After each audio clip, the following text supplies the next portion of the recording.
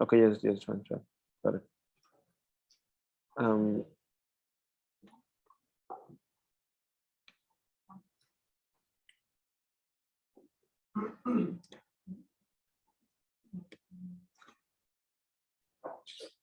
Okay, so we're looking at tamyiz, and we are looking at the last example, right?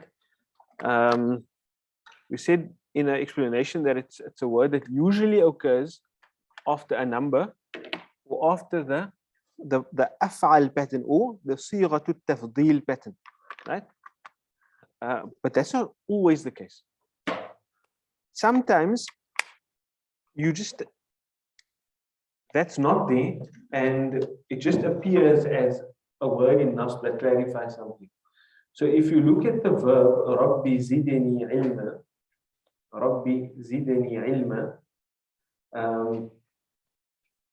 then there's a call over there, Rabbi, oh my Lord, right? That's a harful nida, or is omitted, and then there's the ismul munada, Allah's being called out to. Then there's an amr, zidni. The amr, zid comes from the verb zada, yazidu, zada, yazidu. But this is the amr form, and then there's the maf'ulun bihi, which is ni. Rabbi, zidni. But then what is it that you're asking Allah to increase you? Oh, Allah, increase me. To clarify what it is you're asking for increase in, that word ilman comes there as tamyiz. Knowledge. Yeah. So, oh Allah, increase me. But because that meaning is incomplete and you need some qualification of what it is you're asking for increase in, that word comes in, nasb after it to qualify that. So there's no number there, and there's no sighatu tafdeel form. But that's why in the description we said it only often occurs after that. But it doesn't necessarily occur after that. It can just be a word in nasb in the sentence that just clarifies something.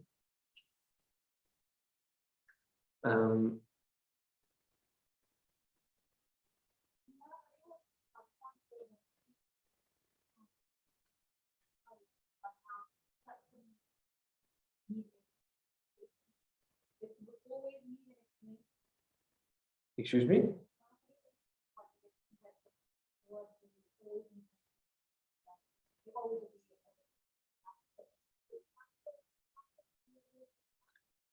Okay. Transitive and intransitive refer to verbs that require direct objects and those that don't. Right? So lazim and muta'addi verbs. So I mean, this is not exactly that discussion. That discussion more applies to objects of a verb, when a verb requires a maf'ul bihi. This is more just for qualification. The tamyiz just adds clarity. It's not. It doesn't come in the form of an object of a verb. However, if I wanted to, you can also make i'rab of this ilman, if I remember correctly. You can make i'rab of ilman, that word, as a maf'ul bihi. You can make i'rab of it as a maf'ul bihi. So you can consider it as the second maf'ul bihi for the verb zid. So we have the verb zid there, right? Zid means to increase. Who must the act of increase be done to? Ni. Right? So that's the first maf'ul. That's the maf'ul bihi al-awwal. Then what must the increase be done to? So you can consider it, if it answers the question what? If it answers the question what, then it's also maf'ul bihi. Right? So the increase must be done to me. That's who it must be done to, and the increase must be done to knowledge. So you can consider it correctly in the in the Arabic language as a second maf'ulun bihi. And I think if you go look in most, okay, I can't say most, but if you go look in a tafsir that deals with i'rab, then I think you will likely find it the i'rab be given as it being a maf'ulun bihi thani. If I had my own laptop now, I would have pulled up tafsir of Darwish. Maybe I can just do that still. You guys usually use Quran. Now, I'm not sure exactly which book Quran I takes it from. So I'm going to instead go up.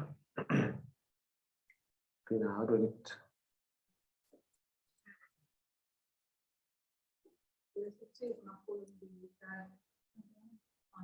On Quran, okay, now I want to check what Darwish is. Quran.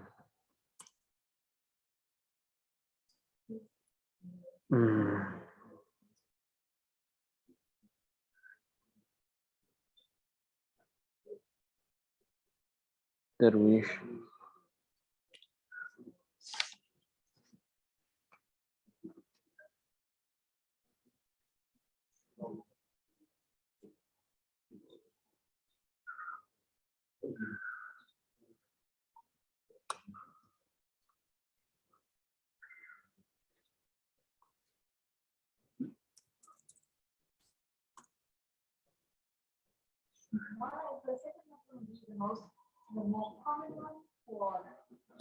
For the verb zada yazidu, right? For the verb zada yazidu, because it is a transitive verb, right?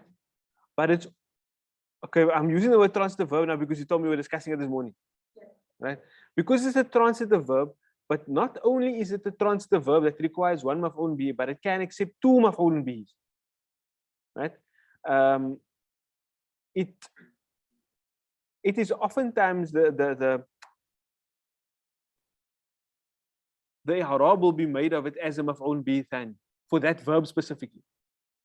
But I can't say that will always be the case. You can generally call it tamyiz or maf'ul bihi, because you can say as well, oh Allah, increase me, and then just as a qualification, because you're not saying increase me in my knowledge, you just say increase me in knowledge. And when you have that in something, when you can translate it as in something, then usually you can consider that a tamyiz as well. I don't know if that makes it clear.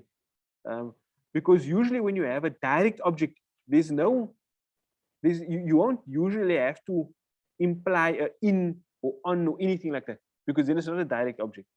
And a maf'ulun bihi is a direct object. But why this you can translate it as a maf'ulun bihi thani is because you could also say, oh Allah, increase me or increase my knowledge. But then it's like the two maf'ulun bihis working together in some sense. So the reason I'm not deviating from it was telling you that it can't be translated as a maf'ulun bihi thani is because if you go look in the books of the i'rab of the Quran, you will find it there as a maf'ulun bihi thani, right? But you could also equally understand it as a tamyiz, and that will be fine as well.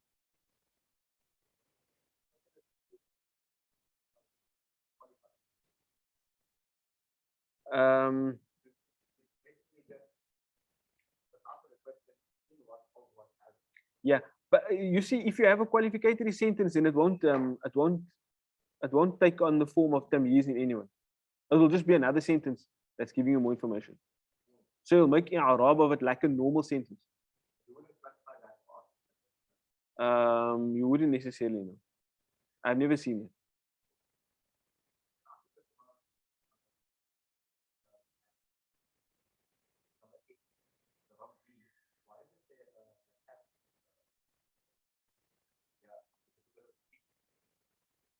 Of the Rabb. Why is it not Rabbi? So there's two things omitted there. That's supposed to be Ya Rabbi, Ya Rabbi, right? But the Ya at the beginning is omitted and the Ya at the end is omitted. Rabbi. And that is something that commonly occurs in most of the du'as. You'll find it. Rabbana, I mean, we make du'a. Rabbi zidni ilma. Rabbi habli min as-salihin. And you find it in many Rabbi yassir wa la tu'assir. You find it all over the place. And that's done for rhetorical reasons, not for grammatical purpose. Grammatically, it would be perfectly fine to have Ya Rabbi. Right? It's done more for rhetorical purposes, and that is that when you're making the dua, the omission of those things almost increase the sense of earnestness and urgency.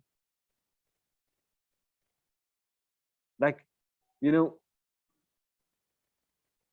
the omission of the Ya Rabbi, those are both sounds that draw out the sound of the word. Ya Rabbi. Right? It's as if you are so in need that you're just urgently getting to what it is you're asking for.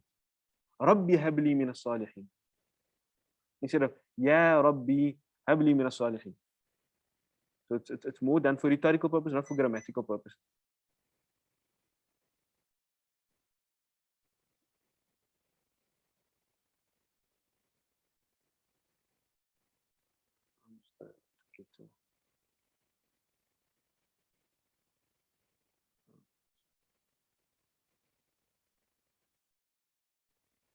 Okay. The next thing we're moving on to now. Ismu la nāfiyah lil jins. So for those that are here, I apologize now about this. I'm not sure what on earth is going on. This is the exact same setup that was here earlier. There's Mln Khalil's laptop, same cables, same projectors, everything. I don't know what's happening. So, excuse me? I tried a number of times. Well, Mln Khalil took the laptop away and then we brought it back. So, I don't know. So, okay. We're looking at Ismu la nāfiyah lil jins. You should have the printout in front of you though. Right? So, Ismu la nāfiyah lil jins. We are looking at words that are in nasb. Right? We are looking at mansubat. So functions that are fulfilled by the hal of nasb. We looked at the various mafa'il, maf'ulun bihi, maf'ulun lahu, maf'ulun fihi, all of those things. The adverb, or I call them by other names, hal, dharf zaman, dharf makan, and the normal maf'ulun bihi. All of those things we looked at, right? Now we're going to look at something that's not a maf'ul.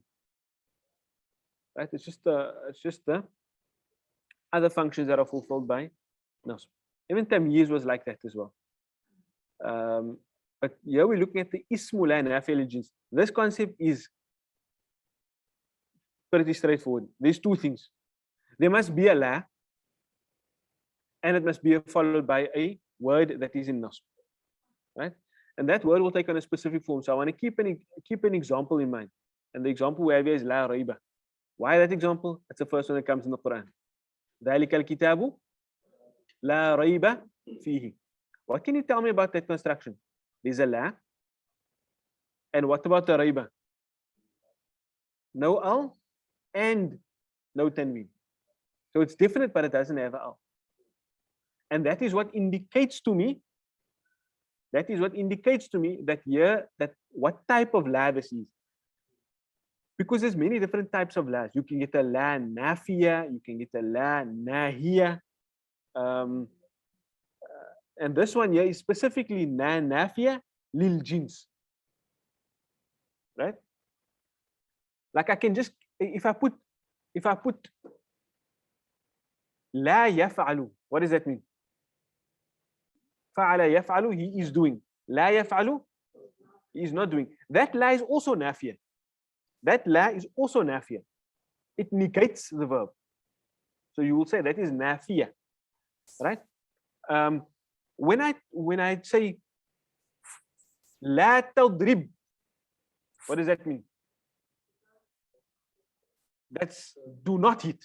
That's a nahi, right? That la there is nahiyah, not nafiyah, nahiyah.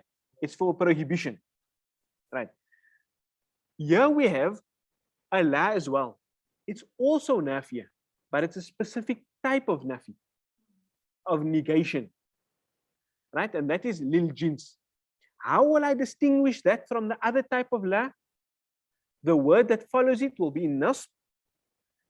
It will be definite, but it will have no al.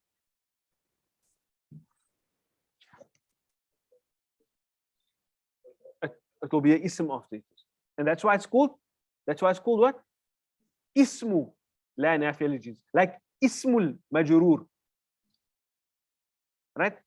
After you have a harful jar, there must be a ismul majrur. So if it's an ism, it can't be anything else. It's an ism. Right?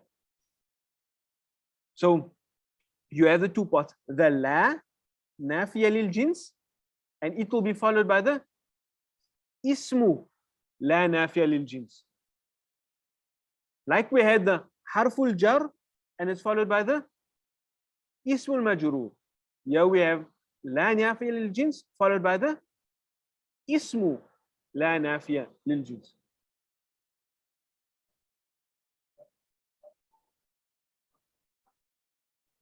Say again.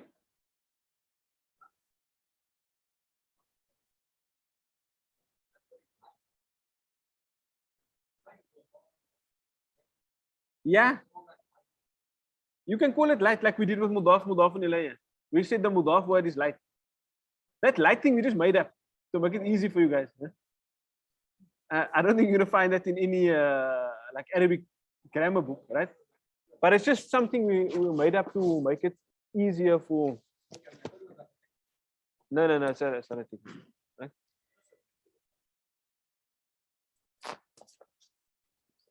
It's mostly the tanween. But it's not also always, because you do get forms of words like the ghayr munsarif word that doesn't have a tanween, but it's also still not, it's still indefinite. So what actually, what actually makes the word definite is the meaning, definite to indefinite. Which is, the word is definite when it's referring to a specific thing. That's why I can have the word Muhammadun. Muhammadun, it's a proper noun. It's the form, in form it's indefinite, right? But in meaning it's definite. So it's that meaning that I focus on. Always definite. Never tanween. That's, you did that in first year. Ismul ishara musharun ilay. Right? هذا الكتاب will always be different.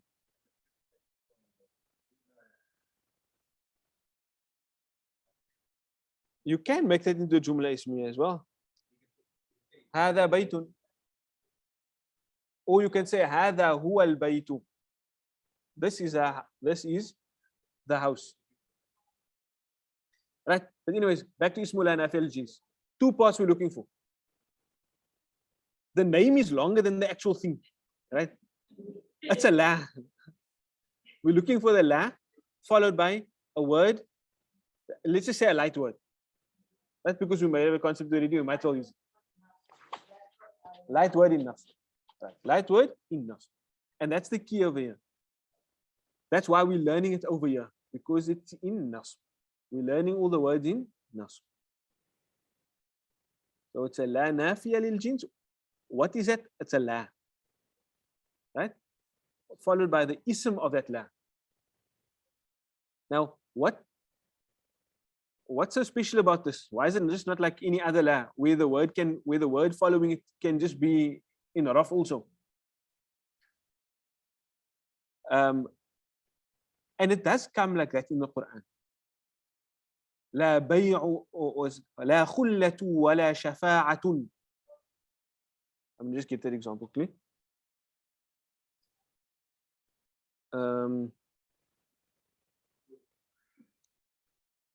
If you have something in front of you, you can open up to this verse. Surah Baqarah, verse 254.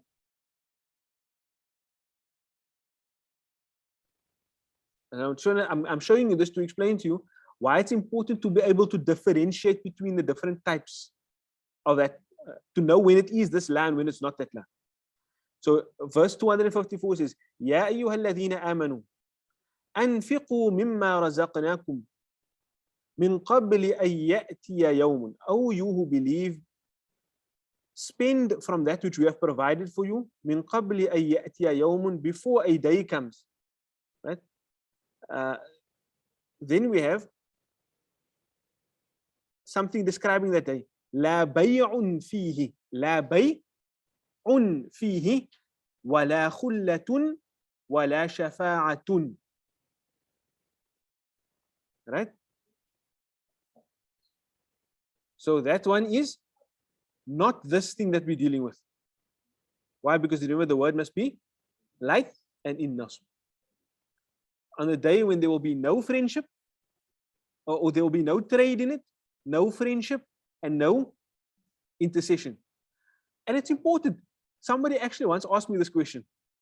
They told me that the Quran says, like, how can we believe in the intercession of Rasulullah sallallahu alaihi wasallam? How can we believe in the intercession of, maybe a child that passed away for their parent? How can we believe in all that types of intercession when the Quran says that it's a day wherein there is no intercession, no friendship, no trade? First is no trade, no friendship, no shafa'ah. So my explanation to him was, look, that's what the nāfiyah lil jins. But the person didn't, I don't think they knew what the nāfiyah lil jins was, so I just had to kind of explain to them that there's different types of la's in Arabic. Right? The nāfiyah lil jins is definitive in negating something. It negates the entire category completely. Right? The other can negate it in general. Like, for example, Allah subhanahu wa ta'ala says elsewhere in the Quran, in Surah Zukhruf, Allah subhanahu wa ta'ala says, Al-akhillau, can you hear the word? The root letters kha, lam, lam again, right? From Khalil, the singular Khalil, a close friend, the plural, akhilla, and the concept, khulla, friendship, close friendship. So it's the same root. Allah says in that verse, Al-akhillau yawma idhin, friendship on that day. Referring to the day of Qiyamah, the same that this is referring to. Al-akhillau yawma idhin, ba'duhum li ba'din adu, is that some of them will be enemies to others. So it's actually negating friendship. Right? But then Allah says, illa al-muttaqun, except for the people of taqwa, meaning they will actually have friendship between them. So now, if you understand the two verses in light of each other, we know that la khulla in this verse of Surah Baqarah is not a complete negation. There will be people who are friends, and those are the people of taqwa. Right? So why is it important to be able to distinguish this la from a different la? Because you must know when the negation is categorical or definitive, complete. Right? And okay, there the person actually had a more theological issue about intercession. So I told him, no, you can't use that verse to say that there will be no intercession whatsoever. The general rule is that there will not be intercession. Like, nobody will just be able to speak out of turn. But for those people who Allah permits to intercede, that their intercession will be accepted. And that's also mentioned elsewhere in the Quran. لا يتكلمون إلا من أذن له الرحمن, except those who the most merciful permits. So there will be intercession, but by the permission of Allah. Not just that a person will on their own be able to speak on behalf of another person or anything like that. Right? And that's why we must be able to differentiate this. So you have a la followed by a light word in nasb. Then we know we're dealing with la nāfiyah lil jins. And it's very, the name, it's self-explanatory, it's descriptive. La nāfiyah. Nāfiyah means it's negating, it's a sifa for the la, right? And lil jins, jins is like a genus or a category, right? Or can mean a species as well. You can, it's entire category. So it negates the entire category. So that's why we translate it sometimes as whatsoever. لا ريب فيه. There is no doubt whatsoever فيه in the Quran. Right? Anything that can fall under the naw' or the genus of doubt, of raib, is not in the Quran. And Allah uses it elsewhere in the Quran as well. It's not the only place. It's the most obvious one, but it comes all over the place. لا جرم.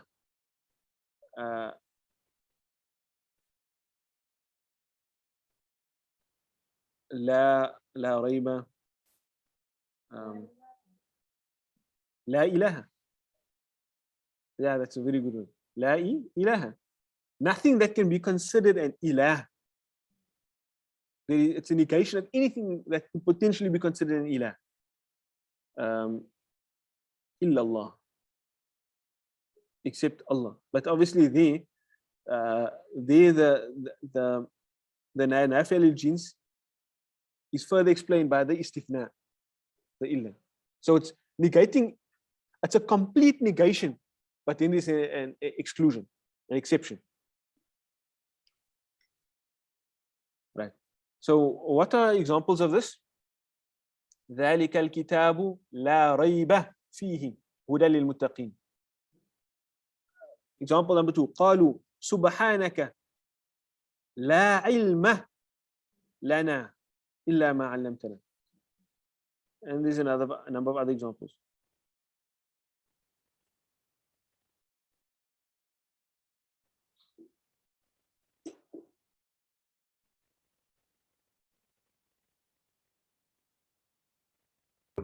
Could I ask a question here? Sure, Bismillah. La hawla wa la quwwata. Do they come in this category? Both of them. La hawla, la quwwata. But then again, there's exception of that. Illa billah. So we're saying the negation. There is no hawl, there is no power whatsoever. Wa la quwwata, no strength whatsoever. Illa billah, except with Allah.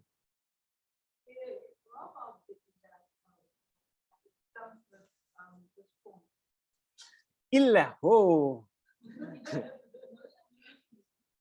We never did illa. Yeah, I must tell you why I didn't do it. Because it's a headache. Illa has a number of different cases. So if we're going to do illa, then we do a lesson on illa. But if you put it in nasb, you won't go wrong. The word after nasb. The word after illa. Yeah.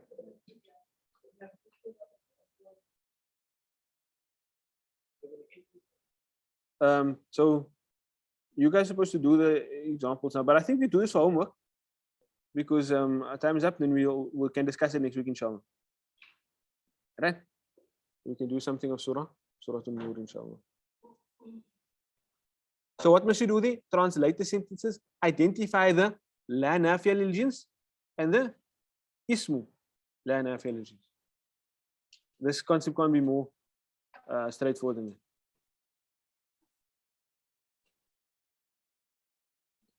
I don't know.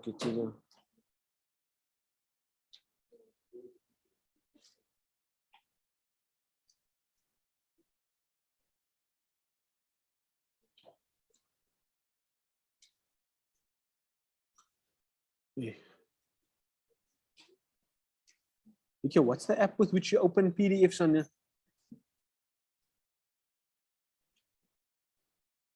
Mln Khalil, open the mushaf for me. Okay, yes, it is. Oh,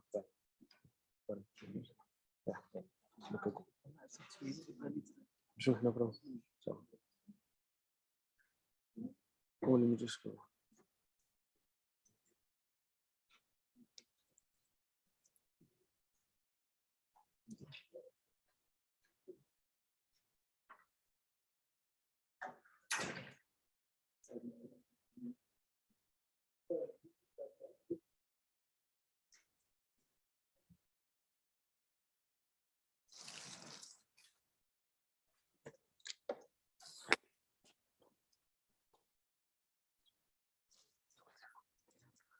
Leave it on.